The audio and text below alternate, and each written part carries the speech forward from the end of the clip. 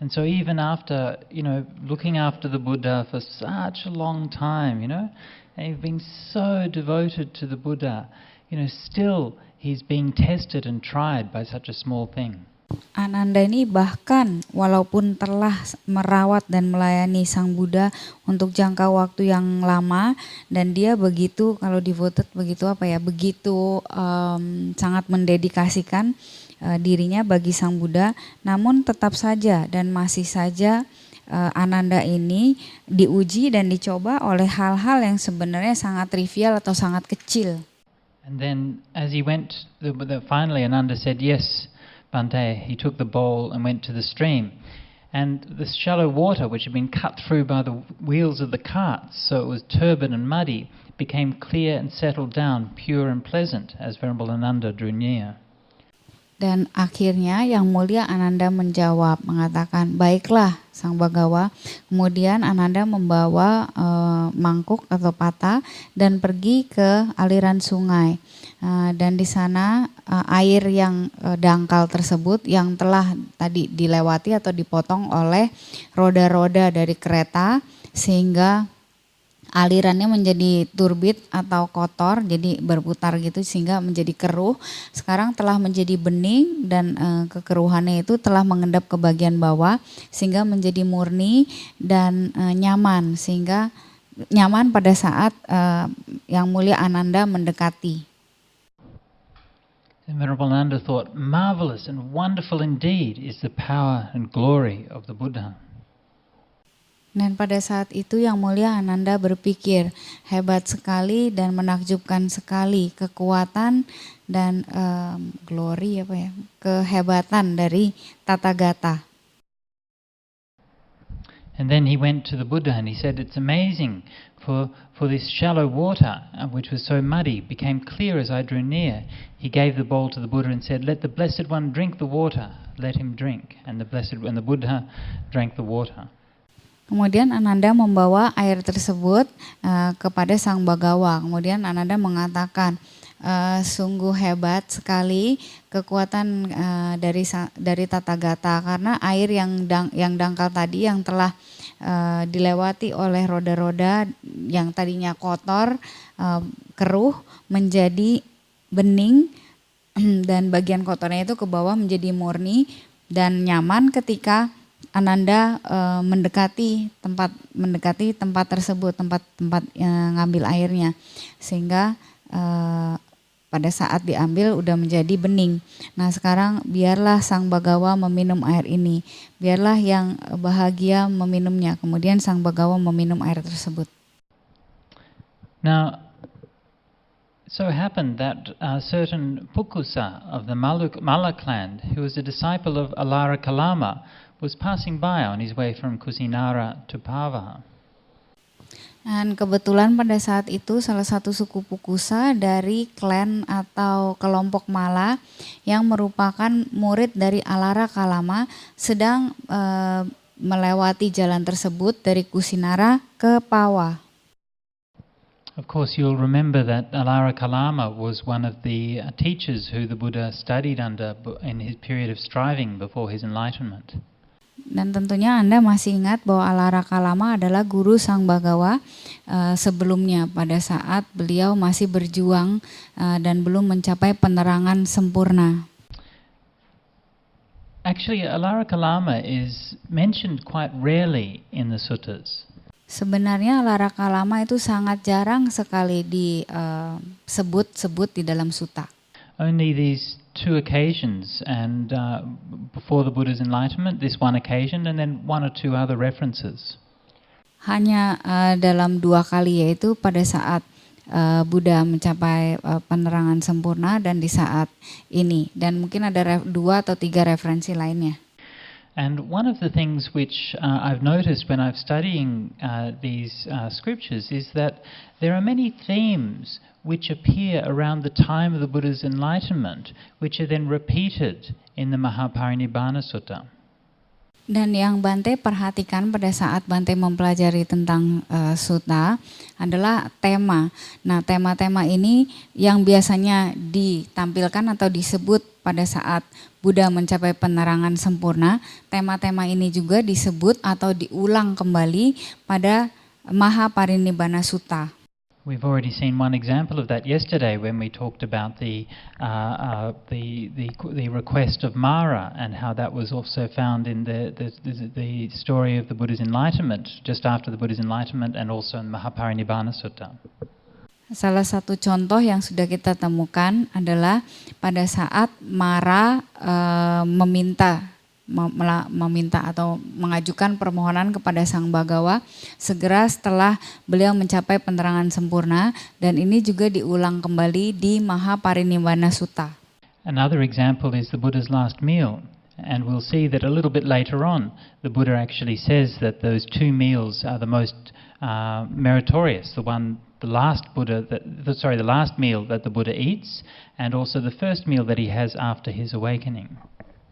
Dan contoh yang lainnya adalah makanan yang dimakan terakhir, yaitu ada dua makanan yang dimakan yang memberikan jasa kebajikan yang paling besar, yaitu yang pertama adalah pada saat beliau ingin parinibbana, dan yang satu lagi adalah pada saat segera setelah beliau mencapai penerangan sempurna. And there are actually many instances like that. Dan sebenarnya ada banyak sekali contoh-contoh atau kejadian-kejadian yang seperti itu. And what this shows is that these, if we look at the Maha Parinibbana Sutta just by itself, is already a very long scripture. Apa yang sebenarnya ingin ditunjukkan adalah jika kita melihat Maha Parinibbana Sutta, ini sebenarnya dia berdiri sendirian aja udah begitu panjang. And it takes a great deal of effort and skill to be able to organize and put together a narrative of that length, especially remembering that it's all done as part of the oral tradition. Dan ini dapat kita lihat bahwa perlu upaya yang sangat besar, effort ya yang sangat besar untuk mengumpulkan, mengkompilasi sutta yang sebegini panjang, untuk mengingat bahwa tradisi yang saat itu dilakukan adalah tradisi oral atau tradisi lisan ya. Jadi kita bisa lihat bagaimana sulitnya untuk melakukan hal tersebut. But what these examples show is that effort was not just made within the Maha Parinibbana Sutta, but also within many other places in the Buddhist literature as well, especially the story of the Buddha's awakening, that the editors, the redactors, Venerable Ananda and the others of his school who were putting together these scriptures were tying them together, the beginning and the end. They were putting in the same themes again and again and again. And so these things were all put together as part of that same effort. Apa yang dicontohkan di sini, contoh yang diberikan di sini menunjukkan bahwa upaya, usaha, dan keterampilan yang dibutuhkan untuk mengkompilasi hal tersebut bukan hanya dilakukan dalam Maha Parinibbana Sutta, tapi juga di dalam literatur Buddhis lainnya, terutama dalam literatur yang mengisahkan tentang Buddha mencapai penerangan sempurnanya. Jadi para editor-editornya atau redaktur-redakturnya seperti Yang Mulia Ananda dan yang lain-lain itu betapa besar upaya yang mereka lakukan untuk mengikat bersama cerita di bagian awal dengan yang di bagian akhir. Jadi tema yang sama ditaruh di sini, diulang lagi dan lagi. Dan kita dapat melihat bahwa semuanya ini dilakukan dengan upaya, effort yang sama ya, dengan upaya yang sama.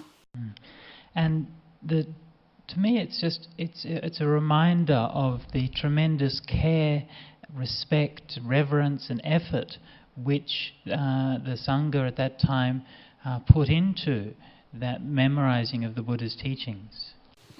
Bagi Ajahn ini merupakan reminder atau sesuatu yang mengingatkan beliau tentang bagaimana care itu, bagaimana perawatan tremendous, sangat besar sekali upaya untuk merawat, terus kemudian reverence, penghormatan, effort, usaha yang dilakukan oleh para sangga pada saat itu. Jadi upaya-upaya yang mereka lakukan, yang mereka taruh dalam mengingat atau menghafal ajaran-ajaran Sang Buddha. And to appreciate that there was nothing else like it at the time. There was no literature in India that had anything vaguely like that sense of scale, that sense of care that's been put into it to preserve the words of one man, of one teacher.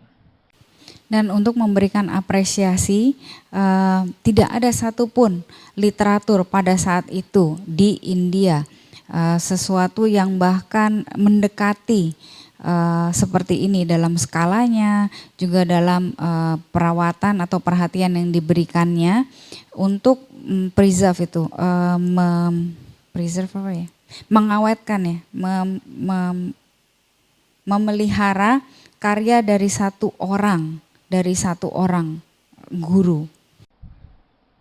Okay, so we'll go on. So Pukusa of the Mala clan went to the Buddha and said to him, "It's wonderful and it's marvelous, the state of calmness that those who've gone forth from the world dwell in." So he's talking here about the state of meditation. Jadi pada saat itu si suku Pukusa dari klan atau kelompok Mala ketika melihat Sang Bagawa mendekatinya dan mengatakan hal ini. Begitu hebatnya Sang Bagawa, begitu wonderful apa ya? Menakjubkannya Sang Bagawa, keadaan ketenangan yang mana seseorang yang telah menyeberang dari dunia ini, jika dia menetap dalam ketenangan tersebut. Di sini keadaan ketenangan adalah suatu keadaan meditasi. And he tells a story. One time, Bhante, Alara Kalama was on a journey. He went aside from the highway and sat down by the wayside at the foot of a tree to pass the heat of the day. And it came about, Bhante, that a great number of carts, even 500 carts, passed by him one by one. Then Bhante, a certain man who was following behind that train of carts, approached Alara Kalama and spoke to him and said, "Did you, sir, see a great number of carts that passed you by?" Dan kemudian dia bercerita, pada suatu kali Bhante, Alara Kalama sedang dalam perjalanan dan ia menepi ke pinggir jalan dan duduk di pinggir jalan tersebut di bawah sebuah pohon untuk berteduh dari panasnya terik matahari hari itu.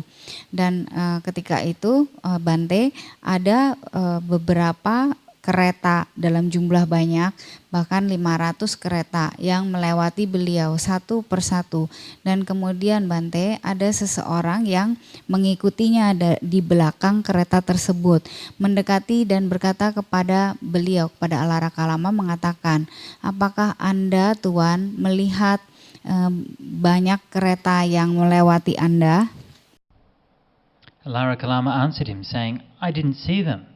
And the man said, "But surely you heard the noise." He said, "I didn't hear the noise, brother." Then the man asked him, "Then perhaps you were asleep?" He said, "No, brother, I was not sleeping."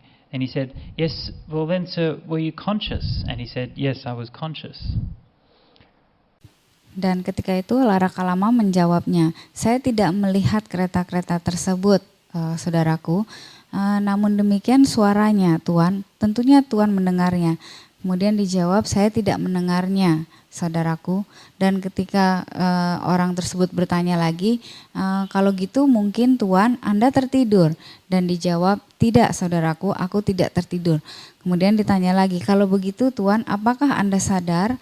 Kemudian dijawab, "Iya, saya sadar, saudaraku." And that man said, "Well, while conscious and awake, you did not see that great carts that passed you by. You didn't even hear them. But sir, even your robe is covered with the dust." And Alara Kalama replied, "So it is, brother." Kemudian orang itu mengatakan lagi, "Kalau begitu Tuan, ketika Anda sadar dan terjaga, Anda masih saja tidak melihat begitu banyaknya kereta yang melewati Anda, bahkan sampai 500 kereta. Kemudian satu persatu melewatinya Anda. Dan Anda pun tidak mendengar suaranya. Bagaimana Tuan? Bahkan jubah Tuan pun terkena dengan debu-debu yang kereta yang melewati Anda. Kemudian Alakalama menjawab, oh iya benar juga saudaraku. And so he said, how wonderful and marvelous it is how calm those who've gone forth are. And he had great faith in Kalama and went on his way. Dan kepada orang tersebut sang Bante datang pikiran bahwa hebat sekali, begitu luar biasa dan menakjubkannya keadaan ketenangan tempat di mana orang-orang yang telah menyeberang dari duniawi ini menetap, dan di sanalah timbul dalam dirinya keyakinan yang besar kepada Kalama, dan kemudian ia meninggalkannya. So then the Buddha said, well, what do you think, Pukusa? What's more difficult, that while conscious and awake you should not see all those 500 carts that pass by, not even hear them, or that while conscious and awake, while it's a heavy thunderstorm with the thunder rolling, lightning flashing and thunderbolts crashing, that you should neither see or hear the noise? Kemudian Buddha mengatakan hal tersebut. Kalau begitu sekarang bagaimana menurut Anda Pukusa? Apa yang mana yang lebih sulit untuk dilakukan, lebih sulit untuk ditemukan?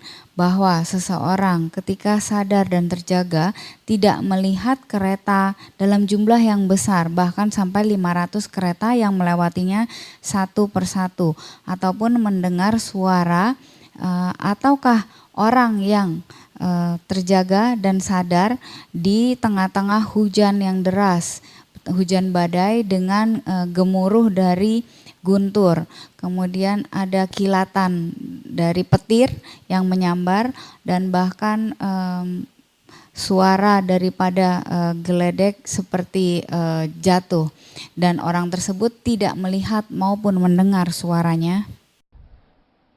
And Pukusa said, well, what's 500 carts? Even 6, 7, 800, 900, 1,000 carts, or hundreds of thousands of carts compared with the thunderstorm.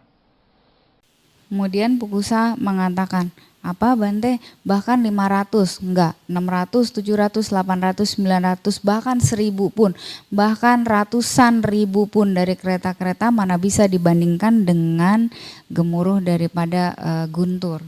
So then the Buddha went to tell a story. He was once staying at a place called Atuma. He was staying in a barn. At that time there was a great thunderstorm with the lightning flashing, and 2 farmers who were brothers were killed close to the barn together with 4 oxen, and a great crowd came forth from Atuma to the spot where they were killed. Kemudian Sang Bhagawa meneruskan dengan cerita ini. Jadi pada suatu waktu Pukusa, saya sedang menetap di Atuma, dan saya menetap di sebuah barn itu tempat ternak-ternak di tempat ternak-ternak tidur ya malam, kan bukan seperti kandang apa ya, yang banyak jerami-jerami seperti itu. Dan pada saat itu ada hujan deras dengan gemuruh daripada guntur, kemudian petir menyambar-nyambar, bahkan suaranya itu seperti suara petirnya itu seperti menyambar jatuh gemuruhnya. Dan ada 2 petani ya, adik kakak yang terbunuh karena dekat sekali dengan tempat barn itu, dengan tempat peternakan tersebut, dan dengan 4 ekor kerbau juga terbunuh. Dan di sana ada sekerumunan orang yang datang dari Atuma untuk melihat tempat terjadinya di mana mereka terbunuh. Now that time Pukusa had come out of the barn and was walking up and down before the door. Actually, it's a very bad translation there. It says walking up and down in thought before the door. Obviously, whoever translated that didn't know anything about meditation. It was walking up and down, doing walking meditation before the door. And a certain man, you can imagine the Buddha walking up and down, he can't control his wandering mind, he's just thinking about this and that. No, that's not what it meant. It meant he was doing walking meditation. And a certain man from the great crowd approached me, respectfully greeted me and stood at one side. Di sini terjemahannya menurut Ajahn tidak tepat karena orang yang menerjemahkan ini kemungkinan tidak mengerti tentang meditasi berjalan. Jadi pada saat itu Pukusa Sang Bhagawa baru saja keluar dari barn atau tempat peternakan tersebut dan sedang berjalan ke sana ke sini dalam pikiran sebelum mendekati pintu. Jadi di sini Sang Buddha bukannya karena pikirannya melayang kemana-mana berpikir gelisah, namun sebenarnya beliau sedang melakukan meditasi jalan. Ini terjemahannya menurut Ajahn tidak tepat. Dan pada saat itu ada seseorang yang mendekati beliau. Orang ini berasal dari kelompok orang-orang yang tadi ingin melihat di tempat kejadian ada 2 orang petani dan 4 kerbau yang meninggal. Kemudian orang tersebut dengan hormat menyapa Sang Bagawa dan berdiri pada satu sisi. So I asked him, why, brother, has this great crowd gathered together? And he answered me, just now, Bhante, there was a heavy rain and a thunderstorm. 2 farmers were killed and 4 oxen. But where were you? Dan kemudian Sang Bagawa menanyakan kepada orang tersebut, mengapa saudaraku, mengapa ada begini banyak orang berkumpul bersama? Kemudian orang tersebut menjawab, barusan saja Bante ada badai hujan dengan geledek menyambar, petir menghantam. Dan ada 2 petani, ya adik kakak atau saudara yang terbunuh karena dekat di sana, dan terbunuh juga 4 ekor kerbau. Ini semuanya yang menyebabkan mengapa orang-orang banyak berkumpul. Namun demikian, Bante, di manakah Anda pada saat itu? And the Buddha said, well, I was here. And he said, but didn't you see it? Didn't you hear it? I didn't see it or hear it. Well, perhaps you were asleep. No, I was not asleep. You were awake? He says, yes, I was awake. Then, Bhante, while conscious and awake in the midst of heavy rain with the thunderstorm and lightning flashing, you neither saw it nor heard the noise. And the Buddha said, I did not, brother. Kemudian Sang Bagawa menjawab, saya ada di sini, saudaraku. Kemudian orang itu mengatakan, namun demikian Bhante, Anda tidak melihatnya? Kemudian Sang Bagawa menjawab, saya tidak melihatnya saudaraku. Kemudian orang itu bertanya lagi, namun bagaimana dengan suaranya Bhante? Tentunya Anda mendengarnya. Kemudian Sang Bagawa menjawab, saya tidak mendengarnya saudaraku. Kemudian orang tersebut menanyakan lagi, kalau begitu Bhante, mungkin Anda tertidur. Tidak saudaraku, aku tidak tertidur. Kalau begitu Bhante, Anda sadar? Ya, saya sadar saudaraku. Kemudian orang itu mengatakan, jika demikian Bhante, ketika Anda sadar dan terjaga di tengah-tengah hujan yang lebat, di mana gemuruh geluduk, petir menyambar dan dan kilat dengan suara demikian kerasnya seperti terjatuh dari langit, Anda tidak melihatnya sama sekali ataupun mendengarnya sama sekali. Kemudian Sang Buddha menjawab, tidak, saudaraku. And that man thought, wonderful, it's marvelous how calm those who've gone forth from the world. And he had great faith in me, paid respects, and went on his way. Dan pada orang tersebut Pukusa datang sebentuk pikiran, betapa hebatnya, betapa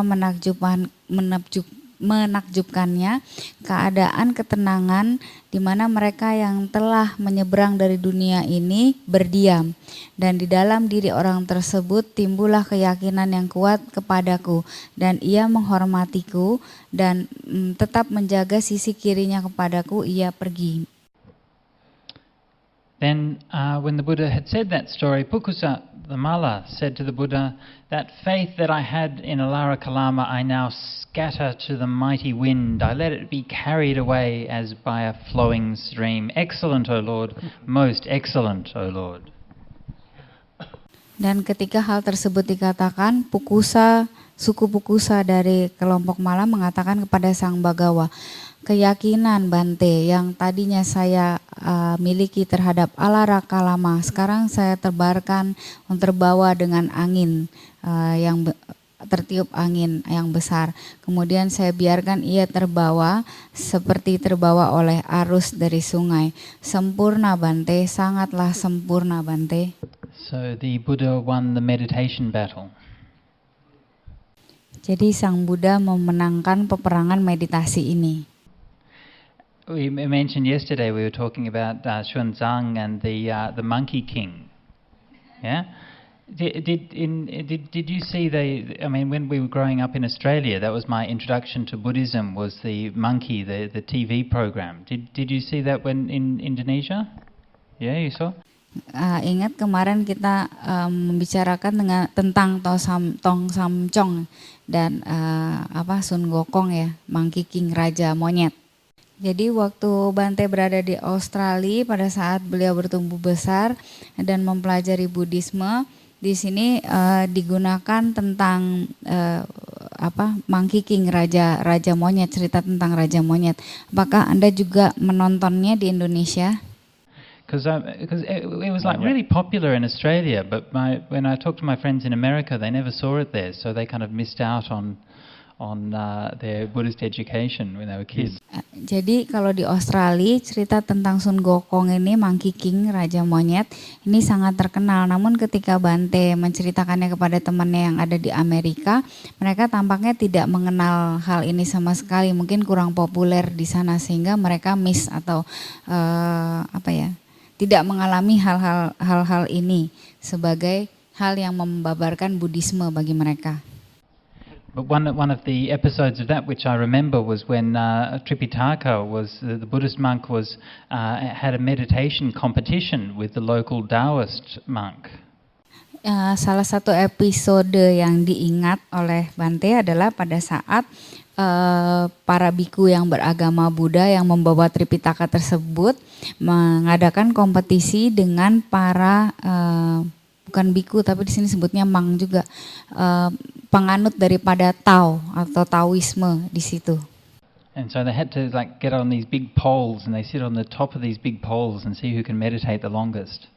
Jadi kompetisinya pada saat itu adalah naik ke atas tiang. Jadi ada satu tiang besar, mereka naik ke atas tiang tersebut dan melihat siapa yang bisa meditasi paling lama di atas tiang tersebut. And so to win the competition, the other monk, the non-Buddhist one, he by his psychic powers made a fly to come and fly in his ears and. Jadi untuk memenangkan kompetisi meditasi tersebut, jadi monk atau biku yang bukan Buddhis, yang Tao, yang menganut ajaran Tao itu menggunakan psychic power, kekuatan supernya, kekuatan supranormalnya, kekuatan psikiknya itu dengan mengirimkan lalat untuk mengganggu ke telinga daripada biku Buddhis. Which is kind of missing the point of meditation, I guess. Hal ini tentu saja menyimpang sekali ya dengan ajaran untuk meditasi. Kalau meditasi kan nggak mungkin begini. This particular story I think is interesting to me because this story in the sutta, because actually, many of the things that we hear the Buddha do, they're quite incredible. They seem almost out of this world. But that particular one seems actually almost a bit mundane. Hal ini menarik ya, ditemukan di dalam sutta. Kenapa hal ini menarik? Karena biasanya kita menemukan hal-hal yang dilakukan Sang Buddha itu out of this world, di luar dari yang nalar kita sebagai orang-orang yang ada di dunia ini. Namun terutama hal yang barusan disebutkan ini tampaknya justru mundane. Mundane itu kok sangat duniawi banget, sangat biasa aja gitu, bukan sesuatu yang yang luar biasa.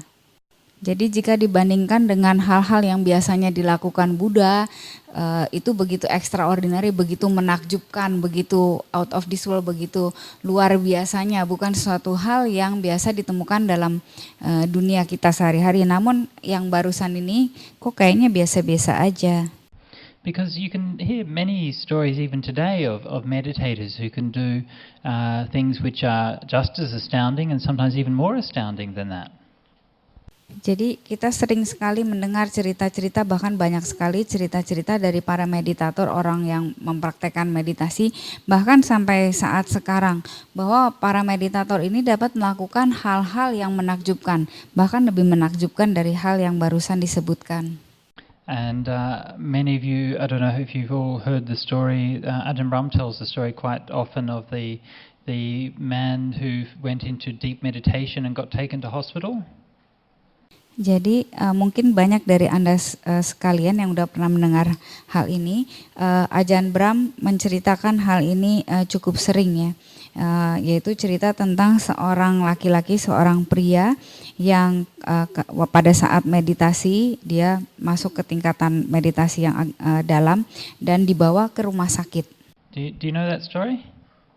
Some know it, some don't. Okay, well I'll just tell the story. Actually, I heard this story from the fellow himself. He's one of the people who goes to the Buddhist Society in Perth, and he told me this story one day when I was there.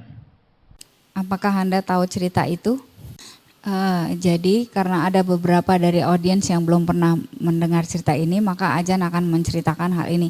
Jadi Ajahn Sujato sendiri mendengar hal ini dari orang yang bersangkutan, dari pria yang bersangkutan, pria yang tadi meditasi dan dibawa ke rumah sakit.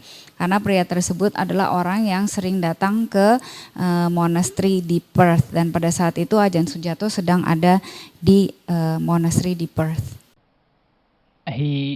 And it's kind of funny. It was funny to hear it from him because he wasn't somebody who looked like he would be a really good meditator. Bagi Ajahn Sujato ini sangat lucu karena kalau dilihat dari penampilannya, orang ini punya penampilan bukan sebagai orang yang meditasinya bagus-bagus amat. He actually looked to me like a big Russian bear. Kata Ajahn Sujato, orang ini lebih tampak sebagai seorang beruang Rusia.